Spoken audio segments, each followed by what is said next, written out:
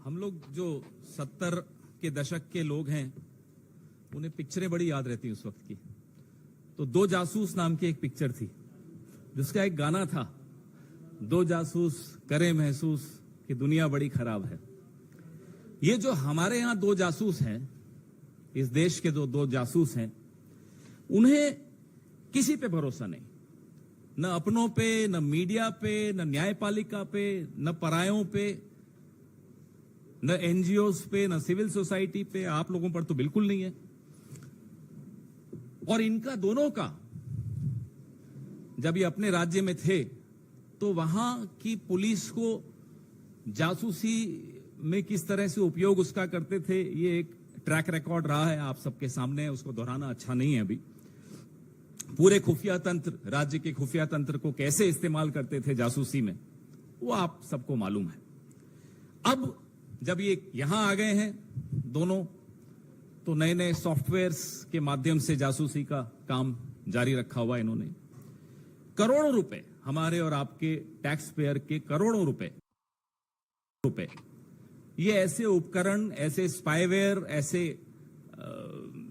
जो इजराइल या अलग अलग टेक्नोलॉजीज आती हैं, वो खरीद कर लगा रहे हैं। ये क्यों करते हैं ऐसा? इसका एक साइको एनालिसिस भी आप में से कुछ लोग अगर करना चाहें तो आपको करना चाहिए। क्योंकि जो शहंशाह हैं, जो उन्होंने एक बड़ा सा महल बनाया है भय और झूठ की, जिसमें नींव है जिस महल की, वो बड़ा खोखला महल है। इतना खोखला महल है कि आपके एक सवाल से उस महल का भांडा फूट जाता है, वो महल गिर जाता है। तो वो भय इनके अंदर है कि साहब अगर कहीं हमारा सच बाहर आ गया तो ये महल हमारा टूट जाएगा। कैम्ब्रिज यूनिवर्सिटी में लोकतंत्र के सामने जो चुनौतियां आई हैं उस पर चर्चा करना तो अपराध माना जाता है, लेकिन कैम्ब्रिज एनालिटिका का दुरुपयोग करके देश के चुनावों पर प्रभाव डालना देश प्रेम है। यह है शाह और शहंशाह की परिभाषाएं।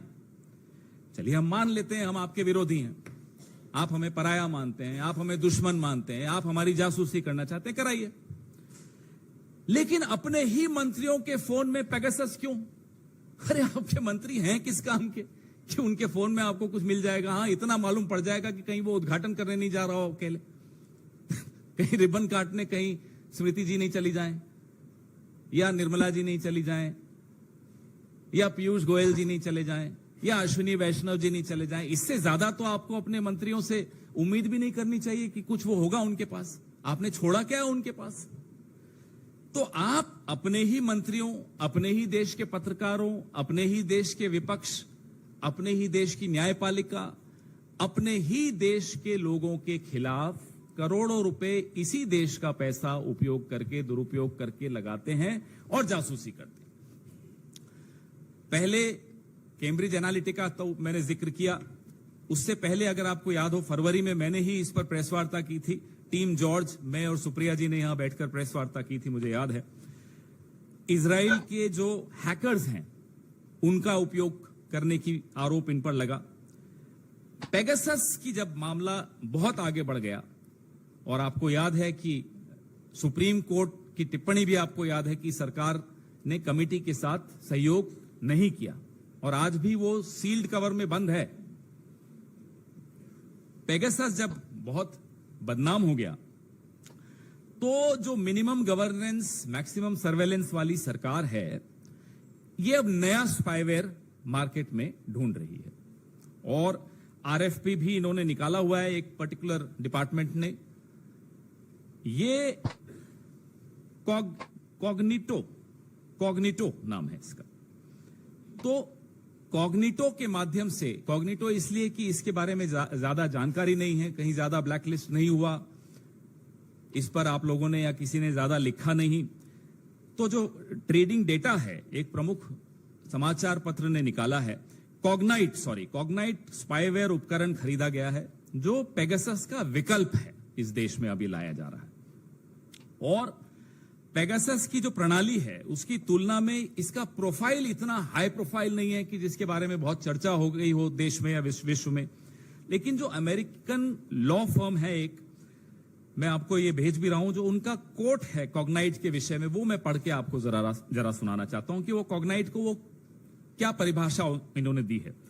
कॉग्नाइट ने नियमित रूप से दुनिया भर के पत्रकारों, सबसे पहले आप ही लोगों का नाम आ रहा है, हम तो बाद में आएंगे, असंतुष्टों, सत्तावादी शासन के आलोचकों, विपक्ष के परिवारों और मानवाधिकार कार्यकर्ताओं को उनकी जानकारी के बिना निशाना बनाया और इन लोगों से जानकारी हासिल करने के लिए हेरफेर करके या उनके उपकरणों और खातों से समझौता करके उनके बारे में खुफिया जानकारी एकत्रित की। ये जो साहब नया उपकरण खरीद रहे हैं, स्पाईवेयर खरीद रहे हैं, उसके बारे में अमेरिकन लॉ सेंटर, एक लॉ कंपनी है, वो क्या कहती है मैंने आपको पढ़ के सुनाया। 120 मिलियन यानी कि 986 करोड़ का इस पर सार्वजनिक धन खर्च होगा। मेरा और आपका 986 करोड़ खर्च होगा इस स्पाईवेयर को खरीदने में और इसका उपयोग करने में, क्योंकि उसमें कुछ लोगों को ट्रेनिंग भी देनी पड़ती होगी, मुझे लगता है। हालांकि ये लोग तो, शाह और शहनशाह तो बड़े ट्रेंड हैं। हम यह जानना चाहते हैं, सरकार से पूछ रहे हैं कि क्या कॉग्नाइट से कुछ संचार उपकरण आप लोगों ने खरीदे हैं तो किस मंत्रालय द्वारा खरीदे गए हैं, उस पर कितना खर्च आया है, और इसी संदर्भ में, इसी प्रक्रिया को आगे बढ़ाते हुए क्या एक नए स्पाईवेयर को आप अंतिम रूप देने के लिए विचार विमर्श कर रहे हैं, और अगर कर रहे हैं तो किस स्तर पर कर रहे हैं, और खास तौर पे ऐसा स्पाईवेयर जिसकी जानकारी अभी सार्वजनिक क्षेत्र में कम है। और रिक्वेस्ट फॉर प्रपोजल RFP क्या इशू कर दिया है किसी मंत्रालय ने? अगर हां तो वो कौन सा मंत्रालय है? स्पाईवेयर की रेस में अलग अलग 2-3 कंपनियां हैं जो जानकारी मीडिया से ही माध्यम से ही मिली है, लेकिन जो कॉग्नाइट है, इसको मेटा द्वारा व्यापक दुरुपयोग पाए जाने के बाद नॉर्वे के सॉवरेन वेल्थ फंड द्वारा इसके स्टॉक को डंप कर दिया गया है। पहले इसके बारे में थोड़ी बहुत चर्चा है, ऐसा नहीं कि बिल्कुल चर्चा नहीं है। क्वाड्रीम, इन्होंने कई अलग अलग चीजों से बात करनी शुरू की, अलग अलग कंपनियों से। प्रीडेटर, मैं आपको सारे डिटेल्स इसमें दूं, प्रेस रिलीज में तो है ही, तो मैं दूंगा ही आपको शायद भेज भी दिया है विनीत जी ने। राजनीतिक रणनीतिकारों, पत्रकारों, विपक्ष, मीडिया तो है ही। आपको याद है सीबीआई के खिलाफ जब मुहिम छेड़ दी थी इन्होंने, आधी रात को सीबीआई पर भी छापा डाला था, तो वहां भी किस तरह से इन्होंने ऐसे स्पाईवेयर्स का उपयोग किया था, ये सब आप लोगों को मालूम है। लेकिन इस पे आप लोग चर्चा कम करते हैं, आपको लगता है कि आपके फोन्स भी कॉम्प्रोमाइज होंगे। 2019 से पहले पेगासस था, तो 2024 के चुनाव से पहले अब ये कॉग्नाइट का सहारा लिया जा रहा है। इस दौरान बीच में कैम्ब्रिज एनालिटिका का मैं आपको बता ही चुका हूं। तो जो हमारे सुप्रीम लीडर हैं,